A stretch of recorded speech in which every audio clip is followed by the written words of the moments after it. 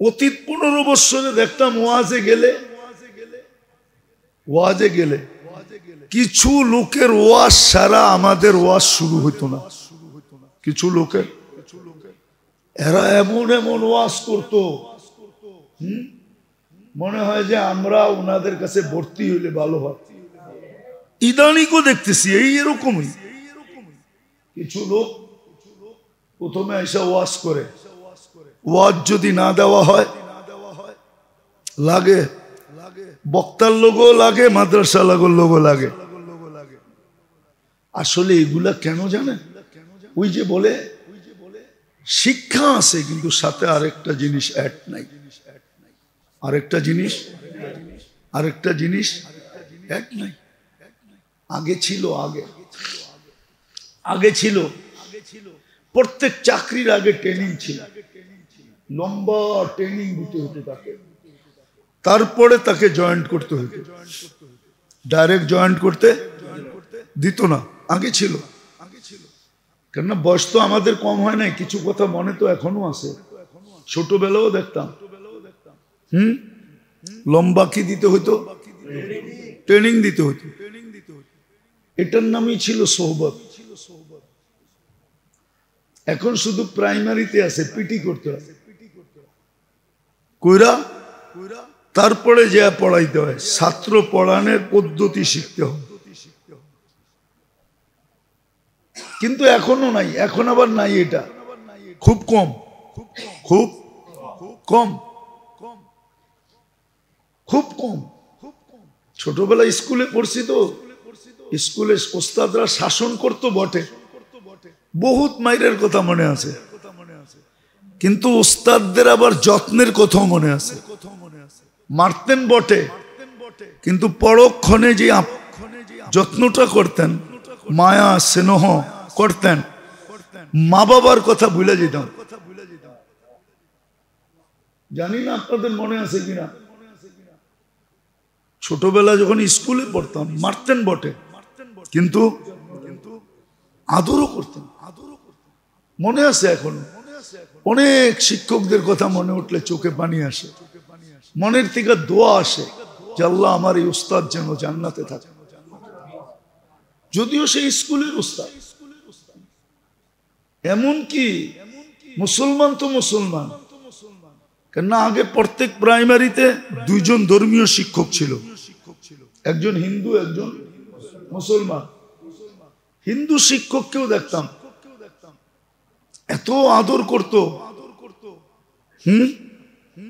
শাসনও করত, আবার আদরও করত। এখন শুধু শিক্ষা আছে, সাথে যে আরেকটা জিনিস দরকার, সোহবত, ওটা নাই। এমনকি দিনদারির ভিতরেও নাই, যার কারণে আমি ভাবতেছি, কথাটা মুখ দিয়ে চলেই আসছে, আমি গ্রুপিং করতে চাইতেছি না। আজকে এক মহান মেহান্নত তাবলীগের যেইভাবে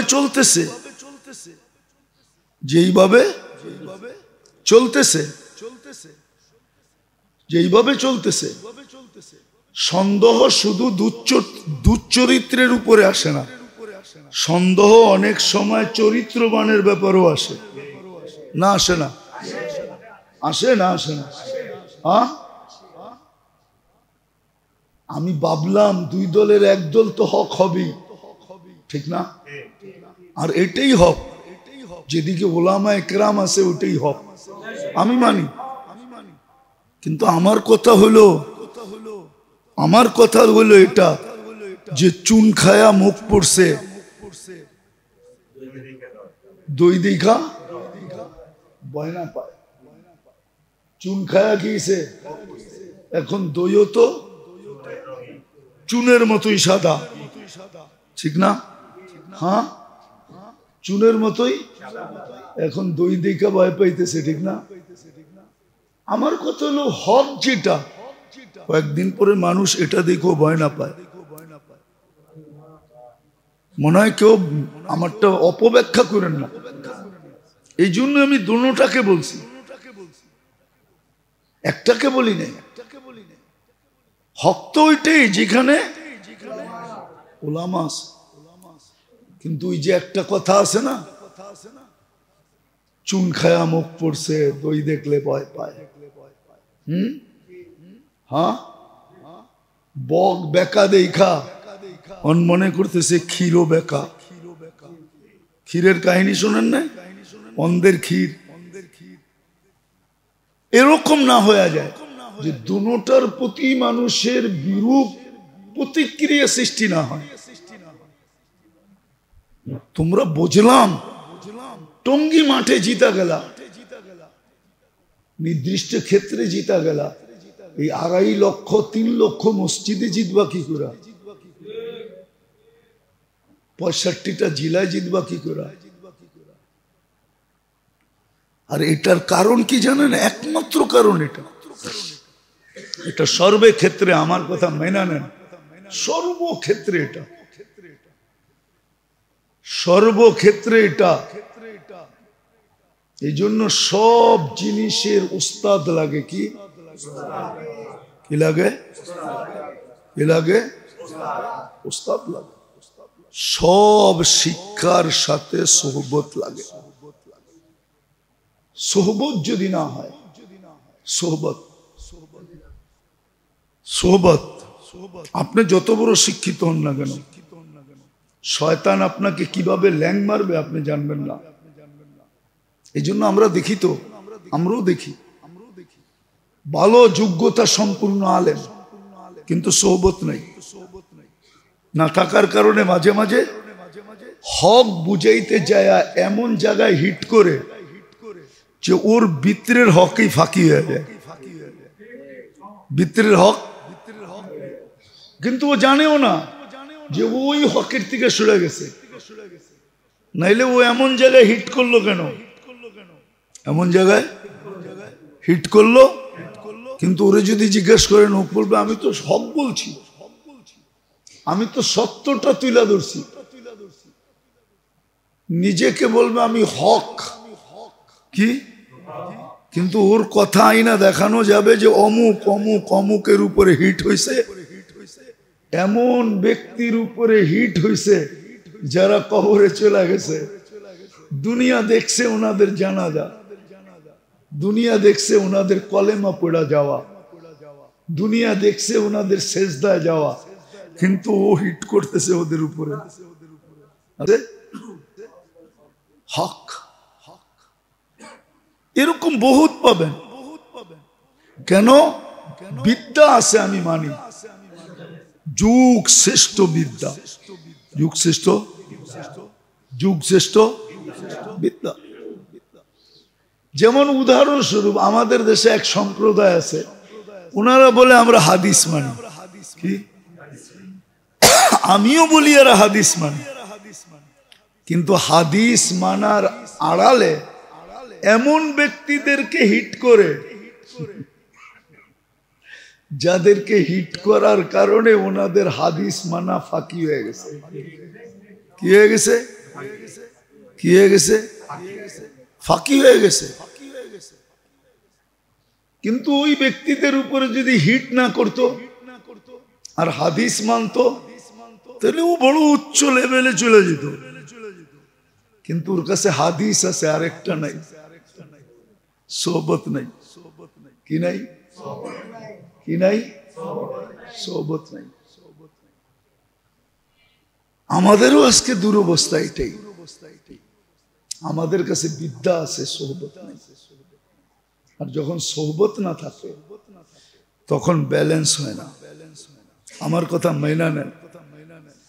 যদি না মানতে পারেন তো ইস্তেখারা কইরা দেখা নেন, আল্লাহর কাছে দোয়া কইরা ডেইলি ঘুমাইতে থাকেন।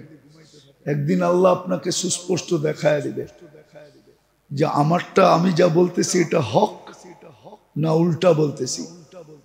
হ্যাঁ, নিয়ম এটাই। কারো কথা যদি আপনার বুঝে না আসে তাহলে আল্লাহ শরণাপন্ন হয়ে যান, ডেইলি দোয়া করে ঘুমান, আল্লাহ এই কথাটা আমার বুঝে আসে না, আপনি আমাকে বুঝায় দেন না। আপনি দেখবেন কসম খোদা, হয়তো একটু সময় লাগতে পারে, কিন্তু আল্লাহ একদিন আপনাকে হক বুঝাইয়া দেবে। যে ওই লোক ব্যক্তিটা হক না না হক, বুঝাই দিবে আপনাকে। তো আসলে আমাদের কাছে বিদ্যা আছে কিন্তু সোহবত নাই। আজকে যারা বলে যে আমরা নবীওয়ালা কাজ করি, ওদের ভিতরে সোহবত নাই। সোহবত যদি থাকতো তাহলে সত্য এরকম কাজ করতে পারে না। হাদিসের বিলকুল বরখেলাফ। ঘুমন্ত ব্যক্তিকে মারা হারাম, চাই সে দুশ্মন, চাই সে খোদা দ্রোহী হোক, তাকে ঘুমন্ত মারা যাবে না। ঘুমন্ত ব্যক্তিকে মারা হাদিসে নিষেধ, এই কাজ করে না। যেই প্রেক্ষাপট চলতেছে, আমি তো ভয় পাইতেছি সাধারণ মানুষ সবাইকেই ডিনাই করে কিনা। তখন দেখা যাবে ক্ষতি হয়ে যাবে, ক্ষতি বড়, হককে ডিনাই করা হয়ে যাবে। হককে একদল তো হক, ঠিক না? হ্যাঁ, মানুষ যদি দুনো দলকে ডিনাই করে তাহলে কিন্তু একদল হককে ডিনাই করা হয়ে যাবে। আর হককে ডিনাই করা মানে তার জন্য ক্ষতি হবে, ঠিক না? না হবে না? আমি কিন্তু ভয় পাইতেছি এটা, আমি কিন্তু ভয় পাইতেছি এটা। শুধু ভয় পাইতেছি না, আমরা কিন্তু একটা মহল থেকে গুঞ্জনও শুনতেছি। আমাদের চলাফেরা হয়তো, কেন সারা দিন রাত চলি, এই যে এখন চলে যাবো আমি সেই ময়মনসিং পারোয়া কই যাবো, ঘুরতে ঘুরতে আবার সকালে ফিরবো। আমাদের সারা দিনে রাস্তা ঘাটে অনেক মানুষের সাথে দেখা হয়, মানুষ বইলেও ফেলে, এবং ভালো লেভেলের মানুষ যারা এগুলা খবর রাখে ওরা বইলা ফেলে, হুজুর মনে হয় এটা হয়ে যাবে, মনে হয় এটা ভাই মানুষ ভাববে। এই জন্য মেরে দোস্ত আসেন, ইবাদত বন্দেগী যতটুকু করেন না কেন সাথে সাথে নিজেকে সোহবতে রাখেন, পাল্লা ব্যালেন্স করার জন্য, নাইলে কিন্তু ইবাদত বন্দেগী ফাঁকি হয়ে যাবে। কেননা আমিও মুফতি, আমার সাথে টকি, আমিও পীর, আমার সাথে টকি, ডবল পীর। মিন না মুফতি না পীর, আমিও পীর, আমার লোকের টো ডাবল পীর। ও কিন্তু শয়তানের ভিতরে সবচেয়ে বড় পীর, যেটা আমার লোকে লাগছে। এই জন্যই তো হাদিসের ছোট শব্দ আল ঈমানু বাইনাল খাউফি ওয়ার রাজা, এটা কিন্তু একটা থার্মোমিটার।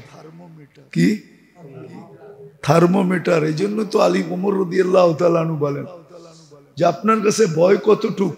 বলে একজন মানুষ যদি জাহান্নামে যায় আর কেউ না যায়, আমার ভয় লাগে, হতে পারে আমি ওই ব্যক্তি। বলছে আশা কতটুক? একজন মানুষ যদি জান্নাতে যায় আর কেউ না যায়, আমার আশা আল্লাহর উপরে, ওই ব্যক্তিটা আমি। থার্মোমিটার এটা, আর এটা সোহবত ছাড়া হবে না। ইবাদত বন্দেগী কম করেন কিন্তু নিজেকে সোহবতে সংযুক্ত করেন, কোনো না কোনো আল্লাহওয়ালা হক্কানি। 2 নম্বর হইলে হবে না। বলে হক্কানি চিনবো কি করে? ওটারও পদ্ধতি আছে, ওটারও ওই পদ্ধতি অনুযায়ী সংযুক্ত হন। দেখবেন আমল কম করবেন